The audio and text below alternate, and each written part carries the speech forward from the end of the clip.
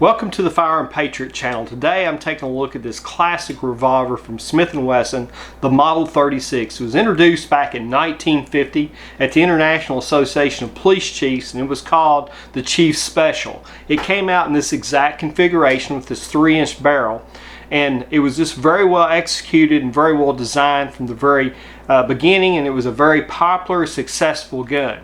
Now, we'll go ahead and take a look at some of the features on it. The first thing we'll take a look at are the sights on this gun.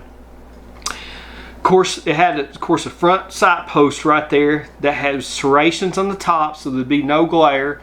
You had a frame that was milled for the back sight system, and you have a U-notch in there.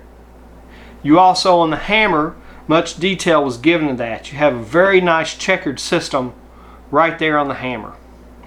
Make sure that there's no slips. Of course, this is an older gun. This version here is somewhere between 58 and 62, I guess. It's basically one of the best models for that time period that you'll probably see. I'd say this gun is at 90%. All the bluing's on it. Very nice, no rust, no kind of deterioration on it. Grips are very nice. Now, one of the unique things about the J-frame revolver in the small 36 are these small grips. It allowed it to be concealed very easily. It also allowed it to be a little bit lighter. This gun weighed in at 19.5 ounces with a 2-inch barrel, and that's an all steel. Now, this is probably going to weigh in right around 22 ounces with the 3-inch barrel, but it made it very concealable. And in my opinion, you can also get a very good grip on these gun with this small grip on it. I really like it. To me, it feels really good. Now, you can see these are wooden grips. They're checkered from the factory. You have the Smith & Wesson logo on them. Very well done.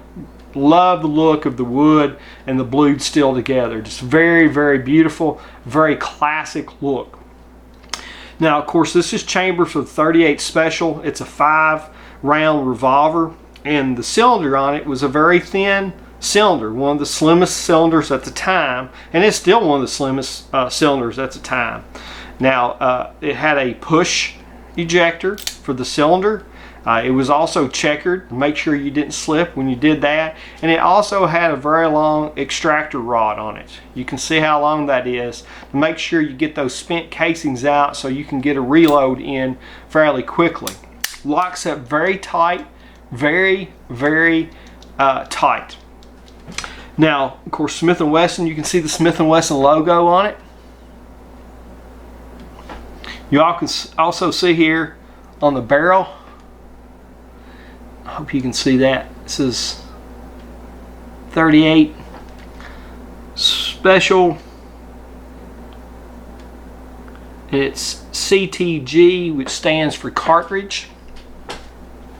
And you also, on this gun, if you notice, they took a lot of attention. They knew that this would be a backup gun. They wanted to make sure no matter what climate you were in, you had a large trigger guard, even if you had a glove on, you could get your finger in there.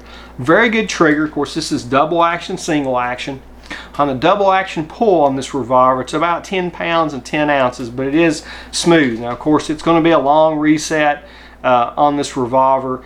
Now, single action is very good. I'll pull it all the way back. You can see you barely have to pull that trigger to get that gun to fire in single action. The weight on the single action trigger is 3 pounds 8 ounces. Very, very nice trigger. The gun also came out, of course, 2-inch barrel, as I said, but it also came out in a target version, which had a back sight post which is adjustable for windage and elevation. This gun is still in production today. If you go to Smith & Wesson's website, you can go to their classic revolvers, and the Model 36 is listed there in the 2-inch barrel version, and it retails for about $750. Now, I'm not sure that's what it would sell for at the store. To be honest with you, I've never seen one new in the store for sale recently. It would probably have to be a special order model. But they did a lot of things to try to save weight, and if you even notice on the barrel here, I don't know if you can see it from the video or not, but it seems to be thicker at the back and then tapers down at the end, just again to try to save a little bit of weight. Again, these guns were very popular. They came with these standard type grips, which were again very popular for concealment. It was also very popular for people who had small hands.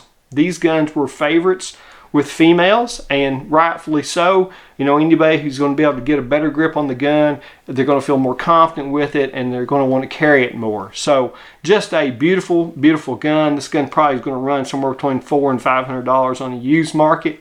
Again, they are new. The new ones do allow you to shoot plus P ammunition in it. You cannot shoot plus Ps in these older versions. The steel is just not capable of handling those loads. So hope you've enjoyed this trip back in time.